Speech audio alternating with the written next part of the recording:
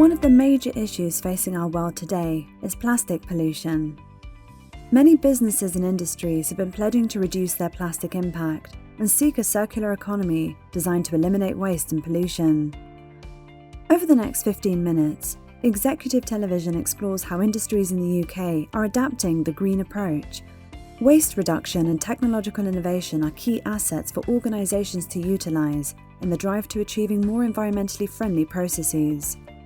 Innovation can enable the reduction of carbon emissions in production and a more sustainably sourced product. Futamura's values and visions are defined really by being a privately owned company, so we're not dictated by short-term profits or dividends payable to shareholders. Essentially, everything that we earn, we can reinvest in our future. That allows us to take a longer-term view in terms of the business direction and build stronger and longer-term relationships with our customers and our suppliers alike. Here in Wigton in Cumbria, cellulose films have been manufactured since the 1930s. The site was originally a jam manufacturing company. It was repurposed in the 30s. The most significant date for us is actually more recent. In 2016, Futamura, a Japanese-owned company, acquired the business. The market for cellulose films is buoyant at the moment. Demand is very strong and we're operating at capacity. Innovation in the process is actually critical rather than an additional or an add-on. For us, process innovation is going to be the thing that enables us to push our products sort of into the next generation. So already we have programs of work that we're investigating that are looking at all of the core processes that we utilize. And what we're trying to do is bring in new technologies, things that will enable us to operate at maybe a greener level, but also give us a platform to build new products as well. So product innovation actually comes from innovating within the process. So that's why I believe it's really important for us. Working with the scientific community is really important. Obviously, we have a level of expertise within the business and we understand our systems, processes and products. But if you want to innovate, then also you need to understand some of the core sciences. So we've spent quite a lot of time building up a very strong external network. We work with universities both in the UK and around the globe, naming a few: the University of Bristol, Leeds, York, University of Georgia in the United States.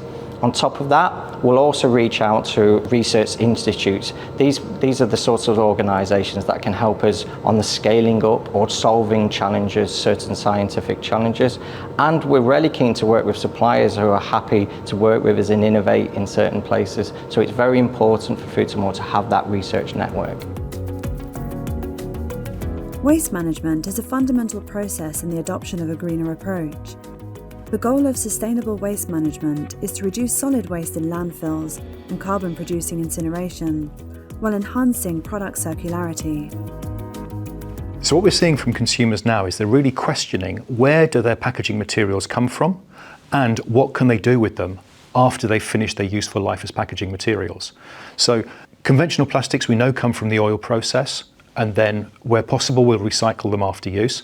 But actually the arena we operate in, which is flexible packaging, is the most difficult arena to actually make materials recyclable because they're small, they're fly away, they're hard to collect. So if you think about it from our perspective, what we're doing now is we're creating materials from renewable resources, so fundamentally sustainable raw materials. They have their packaging use, just like any conventional plastic material, but then afterwards we can direct them towards an end of life by following the same waste process as the food waste goes to, through into composting, and that way you get a nice circularity from renewable resources, functional life as packaging, finishing back, going to soil through composting. I think we have three main challenges for our business today. Firstly, regulatory, but the good thing about regulatory is that actually, whether it's a renewable and compostable material or a conventional packaging material, it's the same laws. So we understand those rules very clearly. If I were to ask the government to do just two or three fairly simple things that have been done in many other parts of the world, and they would be to ensure that food waste collections are done correctly, with the right instruments, compostable bags to ensure that we don't get plastics going to soil. Secondly, that compostable films from packaging can be collected with that food waste so that they go back through the treatment process and back to soil. This has been done in many other countries. It's not complicated. This is what the UK government now has to do. We need to build a waste management and a packaging system which is fit for purpose for a low carbon, high recycling society. These are all the government targets. These are all what we are directed towards doing. And so we need the policies to be implemented so that we can all go along that trajectory. It sounds complicated, but it's being done and has been done elsewhere. So if we want to head to that low carbon, high recycling economy, which we all believe we want, then we have to find the right place for these materials within that, so that they go back through the treatment processes, back through the waste management processes, back to soil. We often get told there's no infrastructure to treat these materials. And actually this is nonsense. There are plenty of compost plants across the whole of the UK who are treating these materials every day.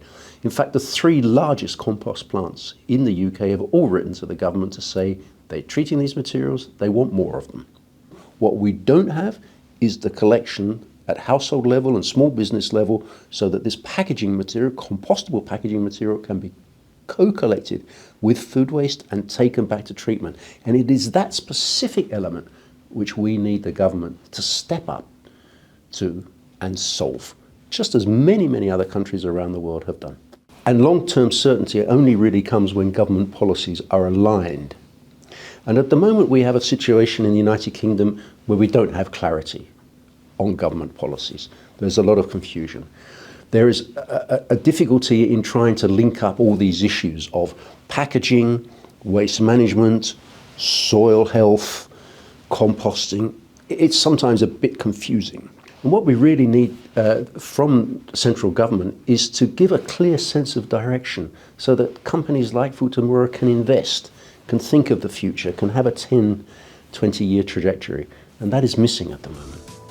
Compostable products can play a key role in sustainable waste management, as materials used in production decompose naturally, while also contributing to a circular economy through effective organic recycling. In terms of our cellulose films, the main raw material that we use is wood pulp, and so we knew that we had a good basis for a sustainable product. We believed also that these films would be compostable, but once we tested them, we realised that they weren't compostable, and so we developed a new range of films called NatureFlex, and these films are certified for both home and industrial compostability.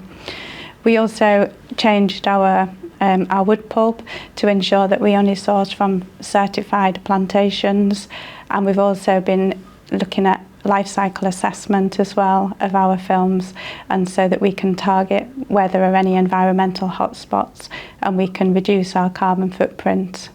And we make sure that all of our claims are substantiated by third parties as well. So in accordance with the Ellen MacArthur Foundation and the UK Plastics Pact, we have a target to make sure that all of our packaging films are certified compostable by 2025. Production of compostable products from sustainable and renewable raw materials is a solution that manufacturers have implemented in order to significantly reduce the impact of these materials on the environment. We're among the pioneers in the whole biodegradable and compostable packaging arena. It's moving very, very fast. In the UK, wider Europe, United States really moving very, very quickly now, and Asia as well becoming very important. So from a global point of view, we're all pioneers in this space, but it's growing very fast indeed. One of the unique characteristics of our process is that we can modify the properties depending on the needs of the products. So if you imagine a dry food like biscuits and so on, you need to have good protective barrier, so we can create barrier materials. But other products like fresh produce, for example, fruit, vegetables, they actually would benefit from having the ability to breathe through the film. So in those cases, we change the characteristics of our coatings and we make them permeable to moisture. So it's a very flexible process. We can adapt the product to the needs of the individual customer's product line. As technological and process innovation enhances manufacturers' operational flexibility, organisations are able to modify their production processes to ensure their product is adapted in response to the latest environmental research. We differentiate ourselves by offering multilingual support, so we communicate in various languages globally, French, German, Polish, Japanese, for example. Our teams pride themselves on having a good knowledge of our product and also our processes, But it's really important that they also understand our customers' business. Do they know what the end use is for our product, what application it's being used for? It's really important that they understand how much stock our customer can hold, and also things like what credit terms we deal on, and all very relevant to ensuring that our customers get the right product at the right time. Of course, this isn't always possible, but we're very good at managing our customers' expectations, and that's really important in these uncertain times. There is currently a labour shortage that continues to affect many industries, particularly those of the manufacturing industry. It has become increasingly important for businesses to differentiate themselves in order to attract the best talent. We do recruit apprentices into Futamura every year, predominantly in the engineering and in the chemistry sectors. So we work with local providers there where an apprentice will have different lengths of apprenticeship, 3 or 4 years most commonly, and at the end of that they have the equivalent of a higher national certificate. Also, after apprenticeships, then we do support our employees to go further into education, so whether that's a high national diploma or whether that's a degree. In terms of professional development of our employees, really we lead by example on that, and they just have to look to their peers, where most of the management team at Futamura actually started here from school and they've worked up through the ranks. The majority of our placement of senior positions comes from within, so we advertise internally and mostly we fill from internal.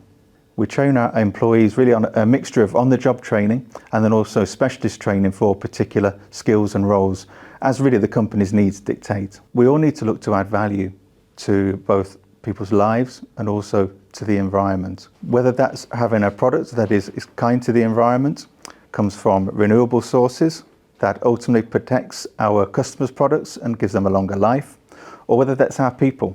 We're very conscious as a company of our presence here in Wigton. We are a major employer for the town. We employ around 300 people. Around 2/3 of those people are local, so that's from Wigton and the surrounding villages.